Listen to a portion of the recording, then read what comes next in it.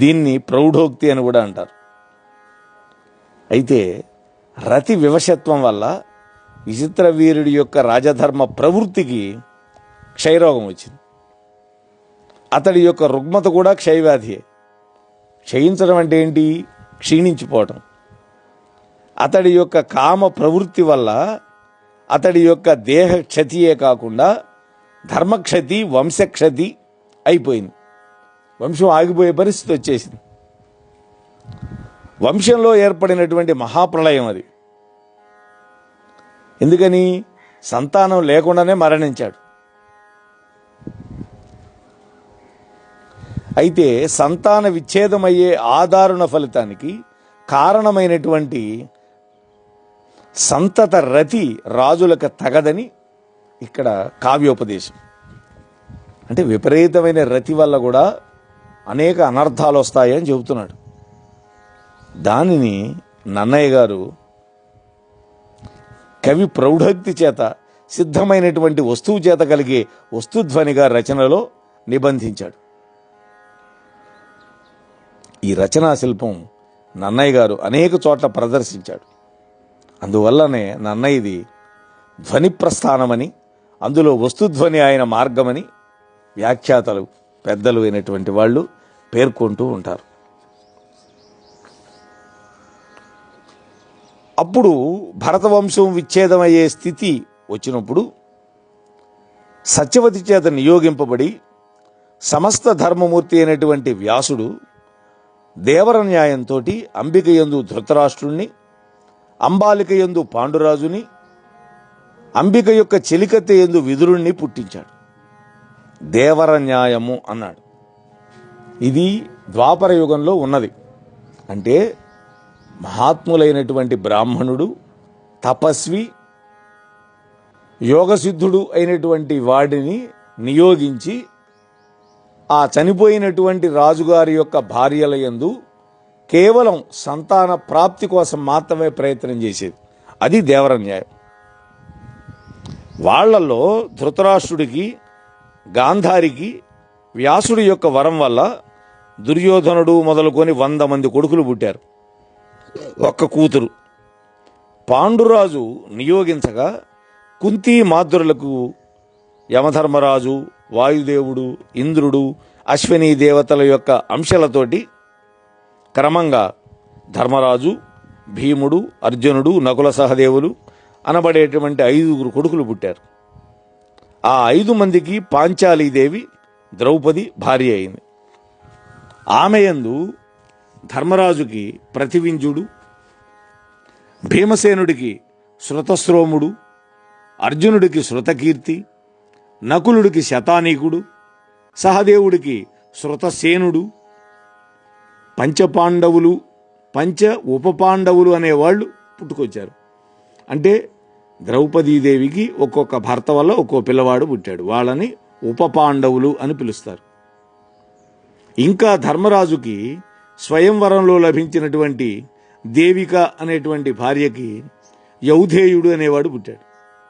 భీమసేనుడికి జరంధర అనేటువంటి భార్య వల్ల సర్వగుడు అనేవాడు పుట్టాడు.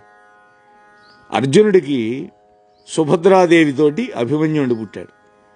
నకులుడికి చేది వంశరాజులైనటువంటి కరేణుమతికి నిరమిత్రుడు అనే కొడుకు పుట్టాడు. సహదేవుడికి స్వయంవరంలో లభించినటువంటి విజయ అనేటువంటి భార్యతోటి సుహోత్రుడు అనే కొడుకు పుట్టాడు. అంతేకాకుండా భీమసేనుడికి హిడింబకు ఘటోత్కచుడు పుట్టాడు. ఈ విధంగా పాండవుల యొక్క పుత్రులైనటువంటి 11 మందిలో వంశాన్ని నిలిపినవాడు అభిమన్యుడి మాత్రమే. అతడికి విరాటరాజపుత్రి అయినటువంటి ఉత్తరకి మీ తండ్రి అయినటువంటి పరీక్షితుడు పుట్టాడు అని చెప్పాడు. అంతేగా, పరీక్షితుడు కొడుకేగా ఈ జనమేజయుడు.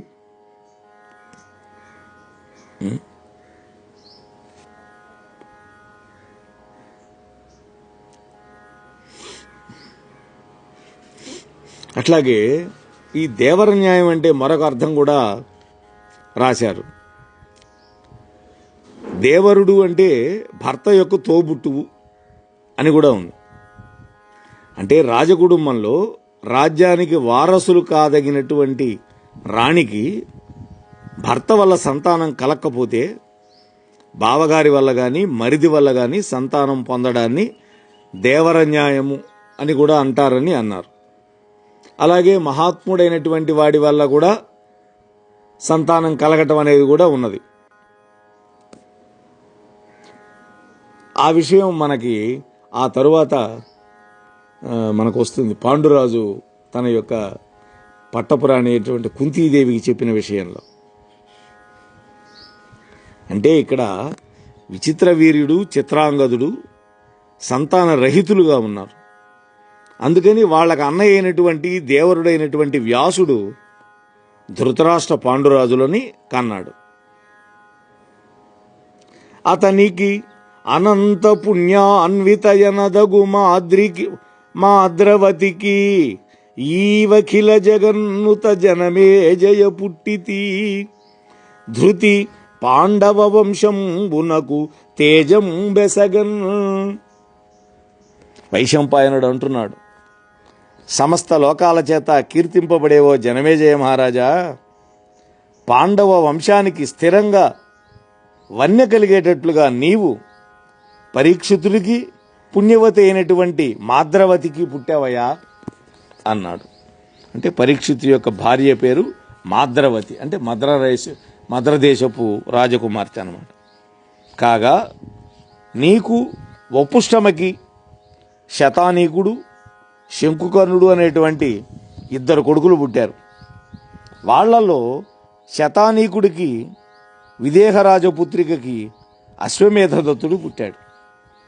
అంటే జనమేజయుడికి అప్పటికే ఒక మనవడు కూడా ఉన్నట్టుగా చెబుతున్నాడు. జనమేజయుడి భార్య పేరు వపుష్టమ. ఇద్దరు కొడుకులు పుట్టారు, శతానీకుడు శంకుకర్ణుడు.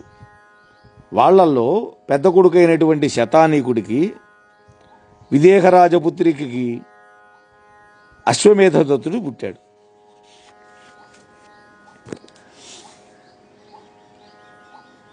వీళ్ళు ఐలులని, పౌరవులని, భారతులని, కౌరవులని, పాండవులని పిలువబడుతూ వీరులుగా ప్రసిద్ధి పొందారు. ఇది లోకంలో వాసికెక్కినటువంటి నీ వంశానుక్రమణిక అని ఆ జనమేజయుడి యొక్క వంశ వైభవాన్ని వివరించారు వైశంపాయనుల వారు. ఈ మాటలు విని జనమేజయుడు వైశంపాయనుడితో ఈ విధంగా అంటున్నాడు. నరవరుడగు శంతనునకు అమర నదికిని ఎట్లు సంగమంబయ్యే మహాపురుషుండు భీష్ముడెట్ల అయ్యిరువురకును పుట్టే దీని నెరిగింపు మొగిన్. ఇది కథ పొడిగింపు అయ్యేటటువంటి ఒక విధానం అన్నమాట. ఇక్కడ కథని క్లుప్తంగా చెప్పేశాడు, కానీ కథ వినేటటువంటి వాడికి ఉన్న ఆసక్తి వల్ల అంతటితో సంతోషపడరు. వీళ్ళ నాన్న పరీక్షిత్తు కూడా అటువంటి ప్రశ్నలతోటే శుకమహర్షి వల్ల మహాభాగవతాన్ని వినగలిగాడు, మనందరికీ దొరికింది. ఇక్కడ జనమేజయుడి వల్ల మనందరికీ మహాభారతం లభిస్తోంది. తండ్రి మహాభాగవతాన్ని అనుగ్రహించాడు మనకి, కొడుకు పంచమ వేదమైనటువంటి మహాభారతాన్ని ఇస్తున్నాడు. మహాత్మా వైశంపాయన, ఉత్తముడైనటువంటి శంతనుడికి గంగకి పొత్తు ఏ విధంగా కలిగింది? వాళ్ళిరువురికి మహాత్ముడైన భీష్ముడు ఎలా పుట్టాడు? ఈ వృత్తాంతాన్ని నాకు సవిస్తరంగా చెప్పండి అని అడిగాడు.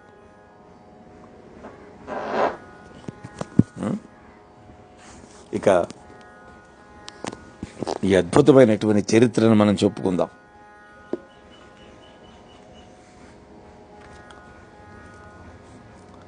అలాగే పాండవుల యొక్క ధృతరాష్ట్ర పుత్రుల యొక్క పుట్టుపూర్వోత్తరాలు కూడా వివరంగా వినాలనుకుంటున్నాను చెప్పమన్నాడు. భీష్ముడి చరిత్ర అడిగాడు. ఆ తరువాత తన తాతలైనటువంటి పాండవులు కౌరవుల యొక్క చరిత్ర కూడా చెప్పమన్నాడు. అప్పుడు వైశంపాయనుడు, నాయన జనమేజయ, పూర్వం ఇక్ష్వాకు వంశంలో మహాభిషుడు అనేటువంటి వాడు పుట్టి ఉత్తమ ధర్మ స్వభావుడై 1000 అశ్వమేధ యాగాలను 100 రాజసూయ యాగాలను చేసి ఇంద్రాది దేవతలను సంతోషపరచి స్వర్గలోకానికి వెళ్ళాడు.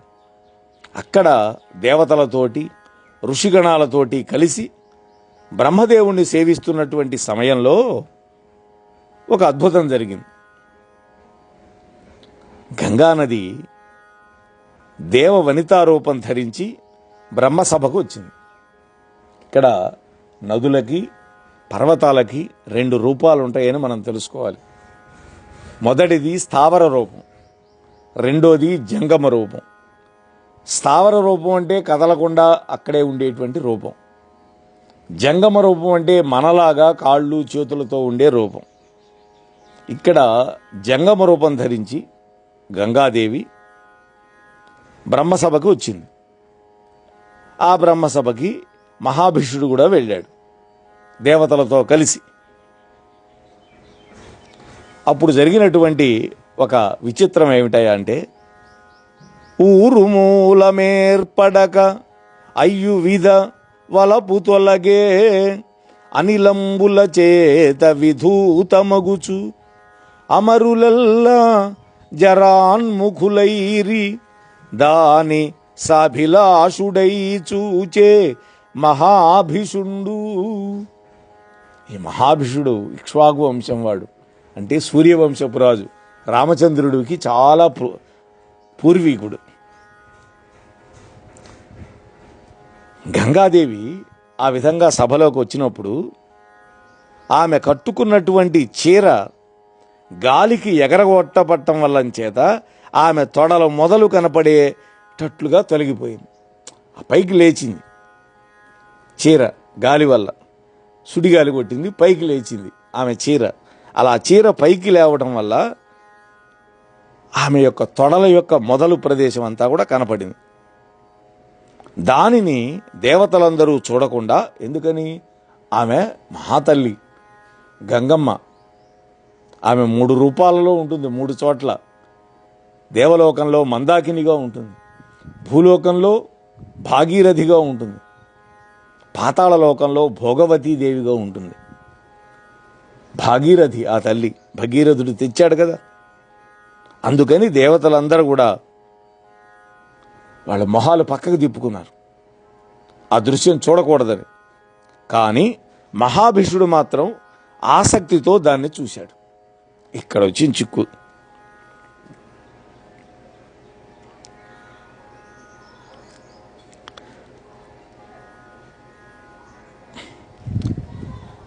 దాని నెరిగి కమలయోని వానికి కర్రమల్గి మర్చయోని యందు బుట్టుమనుచు శాపమిచ్చే వనరంగవాడును కరము భీతి కరయుగంబు మొగిచి.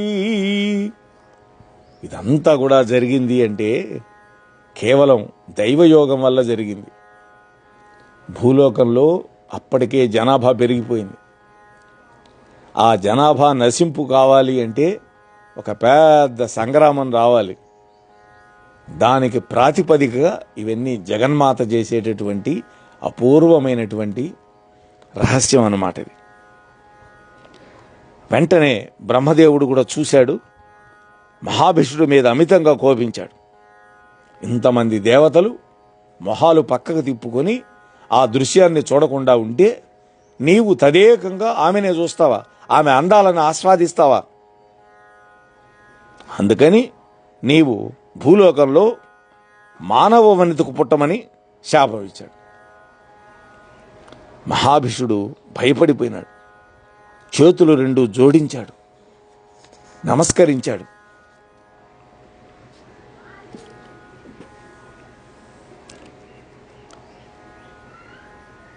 భూలోకంలో ఉన్నటువంటి రాజర్షులందరిలో పుణ్యాత్ముడు ప్రతీపుడు కాబట్టి అతడికి మాత్రమే పుత్రుణ్ణి జన్మిస్తాను, నేను మరొకరి యందు జన్మించలేను అని ప్రాధేయపడ్డాడు. బ్రహ్మదేవ, ఎవరి కడుపున పడితే వాడి కడుపున పుట్టలేను నేను. ఎందుకని? నేను ఇక్ష్వాకు వంశంలో ప్రభవించి అనేక యజ్ఞాలు యాగాలు చేసి ఈ స్థితికి ఇక్కడికి వచ్చాను. కానీ దైవయోగం వల్ల ఇవాళ మీ చేత శపింపబడ్డాను. నేను చేసిన తప్పిదమే, నేను కానదంటలేదు. కానీ నా యందు దయ ఉంచి భూలోకంలో పుణ్యాత్ముడు ప్రతీపుడైనటువంటి మహారాజు ఉన్నాడు. చంద్రవంశపు రాజు ఆయన. ఆయనకు మాత్రమే పుత్రుడిగా పుడతాను, మరొకరి యందు నేను జన్మించలేను అన్నాడు. బ్రహ్మదేవుడి యొక్క సమ్మతిని పొందాడు. గంగాదేవి కూడా ఆ మహాభిషుని యొక్క దొడ్డతనాన్ని, రూప సౌందర్యాలను, తన పట్ల ఆయనకున్నటువంటి కోరికను గమనించి ఆమె కూడా మన్మథ బాణాలకు గురై అతడినే తలపోస్తూ మర్త్యలోకానికి వచ్చింది. ఇద్దరికీ ఒకటే భావం.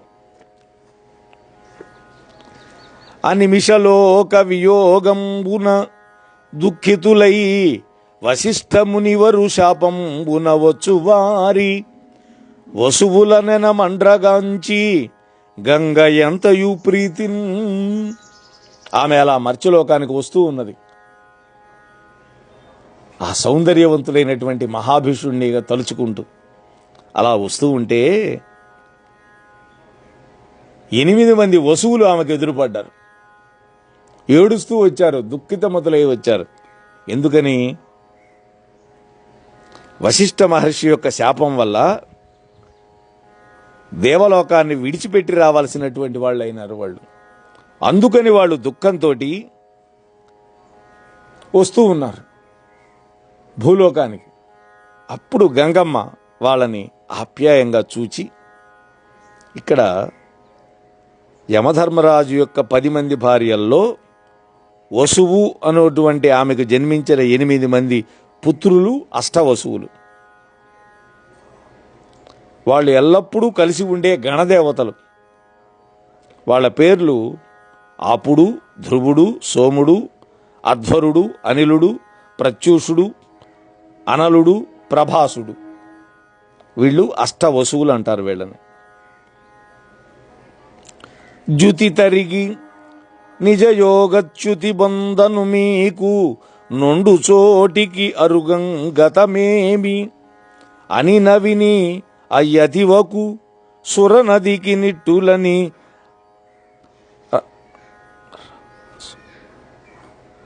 అవ్వసువుల్.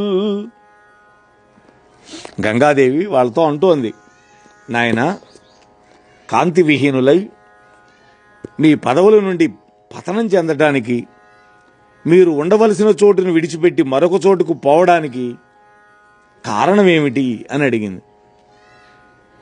అప్పుడు ఆ గంగకి ఆ వసువులు ఈ విధంగా చెప్పారు, అమ్మా, మేము వశిష్ఠ మహర్షి వల్ల శాపం పొంది భూలోకంలో ఎవరైనా ఒక పుణ్యవతి అయిన వనిత యందు జన్మించాలని పోతున్నాము అని చెప్పి తమ యొక్క శాప వృత్తాంతాన్ని గంగాదేవికి తెలియజెప్పారు.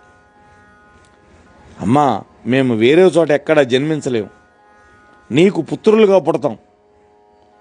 ఇక మహాభిషుడే ప్రతీపుడికి శంతనుడై పుడతాడు. కాబట్టి అతనికి నీకు సంగమం అవుతుంది. మా జన్మకు ఆ ప్రతీపుడే కారకుడవుతాడు, ఆ శంతనుడే కారకుడవుతాడు అనగా విని గంగాదేవి సంతోషపడి ఈ విధంగా అంది,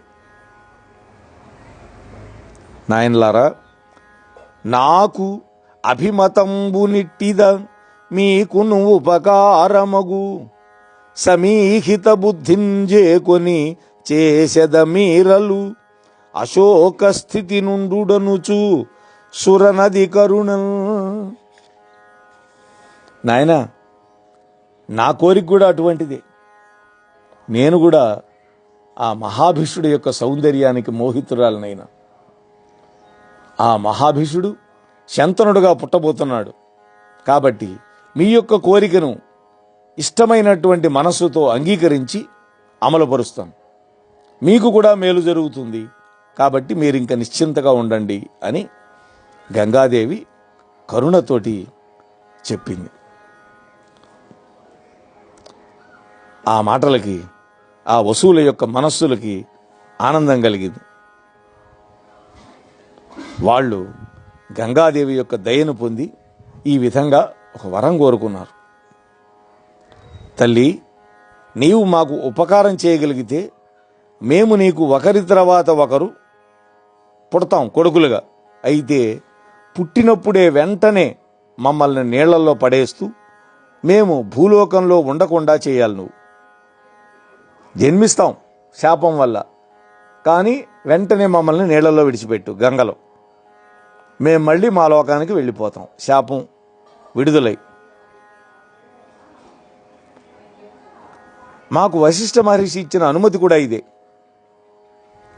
ఈ మాటలు విని గంగ, మీరు అడిగినట్లు ఆ విధంగానే చేస్తాను. అయితే మీరందరూ స్వర్గానికి వెళ్ళిపోతే నాకు ఒక్క కొడుకు దీర్ఘాయుష్షు కలవాడై ఉండాలి కదా, అది ఏ విధంగా వీలవుతుంది అని ఆమె అడిగింది. మీరు 8 మంది వెళ్ళిపోతే నాకు భూలోకంలో కొడుకెట్లా ఉంటాడు? అప్పుడు వసువులు అన్నారు, మాయందొక్కొక్కళ్ళతో ఒక్కొక్కళ్ళు తురీయాంశము దాల్చి శుభచరిత్రుండై దీర్ఘాయుష్యుండష్టమవసువు ఆయత భుజుడు నీకు ఆత్మోద్భవుడై.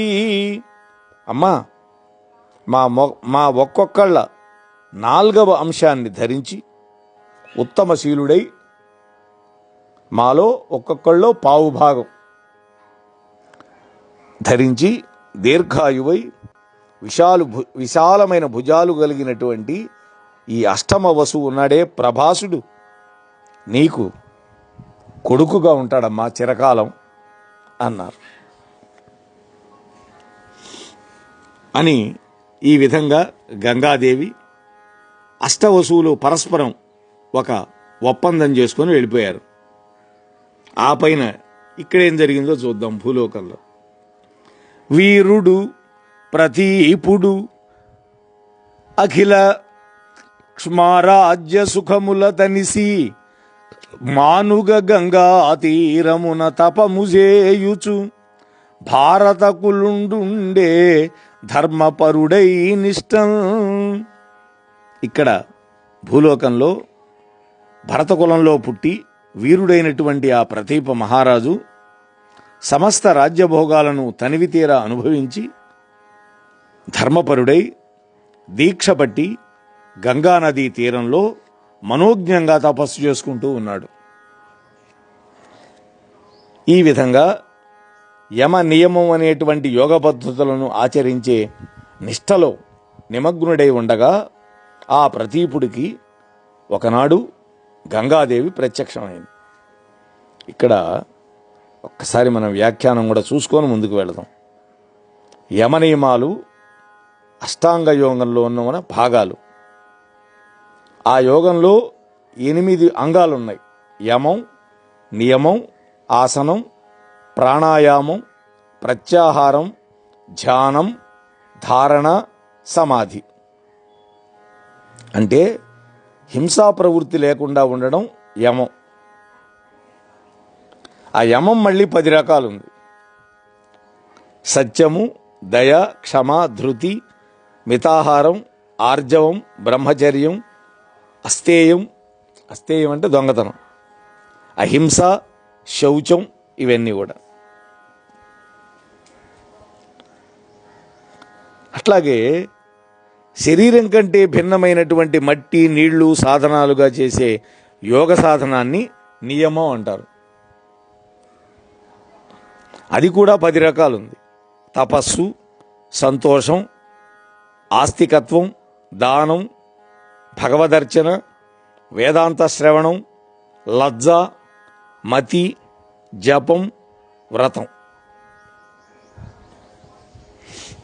ఇవి పెద్దలు ఇచ్చినటువంటి వ్యాఖ్యానం. సరే, ఇక్కడ ప్రతీప మహారాజు తపస్సు చేసుకుంటున్నాడు గంగా తీరంలో. అక్కడికి గంగాదేవి వచ్చింది. గంగ నిజాంగ దీప్తులెసగంచను దెంచి లతాంగి సంగతో తుంగ పయోధర ద్వితయతోయరుహానన చారునేత్ర దివ్యాంగనయై ప్రతీప వసుధాదిపుషాల విశాల దక్షిణోత్సంగమునందు మన్మథవశంబున నుండే కరంబులీలతో.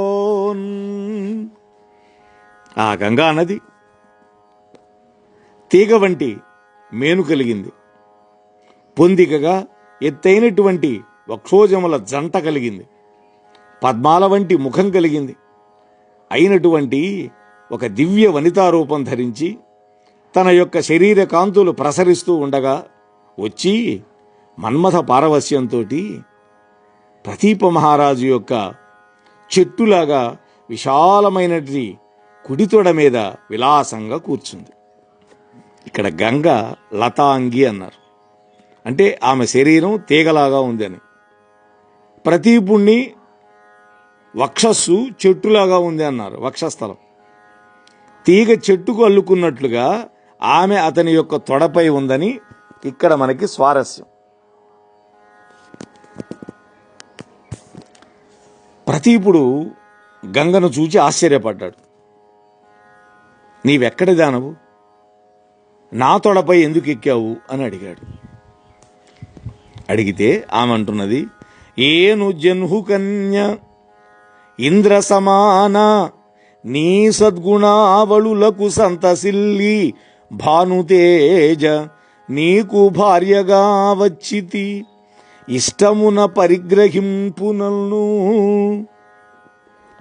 ఇంద్ర సమానుడైనటువంటి ఓ ప్రతీప మహారాజా, నేను జనుగు మహర్షి యొక్క పుత్రికని గంగని.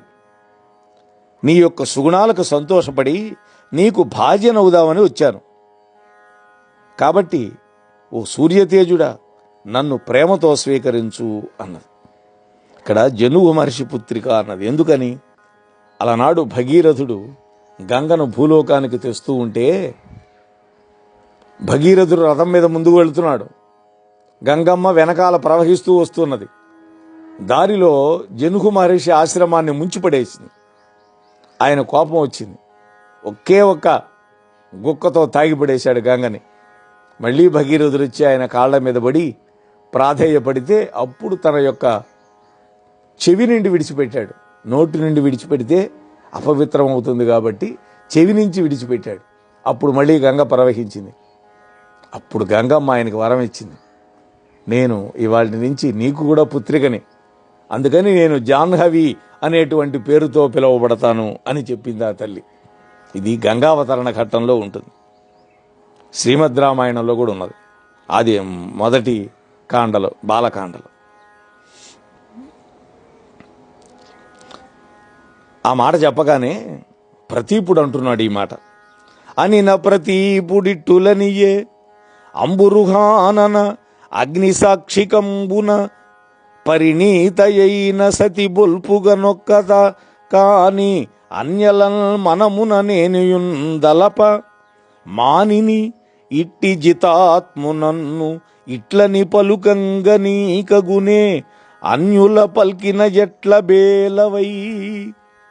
ఇది అద్భుతమైనటువంటి జవాబు. ఓ పద్మముఖి, అగ్నిసాక్షిగా పెళ్లాడినటువంటి భార్యను ఒక్కతనే గాని ఇతర వనితలను మనస్సుల్లో కూడా నేను స్మరించను. రాముడు ఎట్లా చేశాడో ఏకభార్యతోటి ఏకపత్నీవ్రతుడిగా నేను కూడా అట్లానే ఉంటాను. అన్యకాంతలను మనస్సులో కూడా నేను స్మరించను. ఓ అభిమానవతి, ఇటువంటి ఆత్మనిగ్రహం ఉన్నటువంటి నన్ను ఇతరులతో పలికినట్లుగా అమాయకురాలవై ఈ విధంగా అడగటం నీకు న్యాయం కాదు అన్నాడు. అంతేకాకుండా ఇంకొక మాట చెప్పాడు, అద్భుతమైన మాట. నీవు స్త్రీలు కూర్చుండే వైపు ఎడమ తొడ మీద ఎక్కకుండా పురుషులు కూర్చుండే వైపు పుత్రులు ఎక్కేటువంటి స్థానమైనటువంటి కుడితొడ మీద కూర్చున్నావు. కాబట్టి నా కొడుకుకి ఇల్లాలివిగా నాకు కోడలు అవుతావు. కోడలు కూతురుతో సమానం కాబట్టి. చూడండి, కోడలు కూతురు సమానం. ఇది మన శాస్త్రం చెప్పినటువంటి మాట. కోడలని కన్న బిడ్డలాగా ఆదరించాలి ఎవడైనా సరే. వాడు మాత్రమే యోగ్యుడవుతాడు.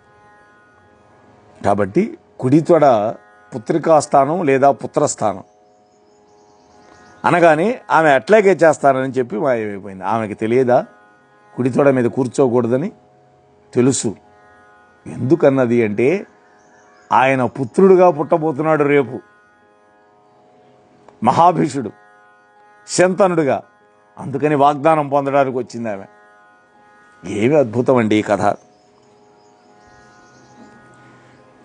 ఆ తరువాత ప్రతీపుడు పుత్రుడు కోసం తన యొక్క సహధర్మచారిణి అయినటువంటి సునందాదేవితో కూడి సమస్త పుణ్యతీర్థాలను, వేదధర్మోచితమైనటువంటి వ్రతాలను ఆచరిస్తూ చాలా కాలం తపస్సు చేశాడు. అప్పుడు శంతనుడి యొక్క జననం జరిగింది. అధిక పుణ్యమూర్తులైన అయ్యిరువురకు అమర నిభుడు కౌరవ అన్వయంబు వెలుగుచుండ పుట్టే వీరాగ్రగణ్యుండు సంతతార్థదాయి శంతనుండు.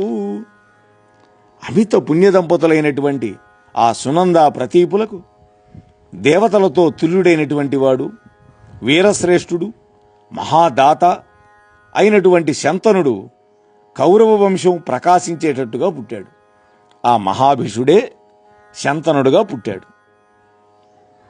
ఈ విధంగా పుట్టి పెరిగి యువకుడైనటువంటి కొడుకును చూచి ప్రతీపుడు తనకి శాశ్వత పుణ్యలోకాలు కలిగాయని సంతోషపడ్డాడు.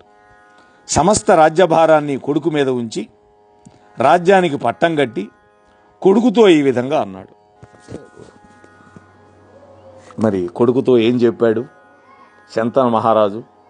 ఆ విశేషాలని కృష్ణానుగ్రహంతో రేపు మనం శ్రవణం చేసే ప్రయత్నం చేద్దాం. అంతవరకు స్వస్తి. మోహనవాణి తెలుగు పోడ్కాస్ట్ ఛానల్ ని లైక్, షేర్, సబ్స్క్రైబ్ చేయండి. ప్రక్కనున్న గంటను మ్రోగించండి.